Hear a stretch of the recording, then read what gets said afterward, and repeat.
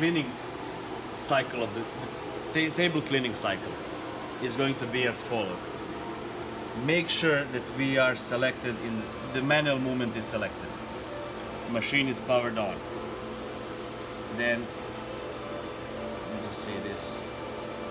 I'm resetting the slot because it's something you don't have to do specifically for this procedure, but every time this icon is blinking, you have to make sure you're in automatic and then click that icon. Just every time anything is blinking here, you have to be in automatic and click that icon. Okay. It's basically resetting. It's blinking because it needs to be reset. Now, manual movement, machine is on, and I can go here to this icon saying manual unloading. Before that, I have to go back here to the right and enable this icon right here. Enable it. Go back to the manual unloading. Click that. It's going to give me this window right here. I can just hit confirm. As soon as I hit confirm, the machine is going to get ready to unload the piece because it's thinking it's unloading. So by clicking confirm, I have my machine now ready. When you see the blue light, it means the machine is waiting for some kind of command from you. So when this is ready to upload, I can come here. I have two buttons here on this pedestal. So once the machine is in this position, I have to hold both of them in the same time. And I have to hold them.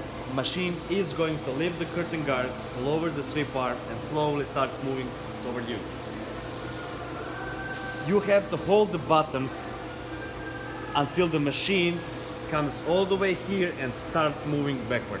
Only when the machine starts moving backward, that's when you can let go of the buttons. Any other scenario, machine is coming towards you, if you let go of the buttons, it's going to stop the procedure and you have to reset everything.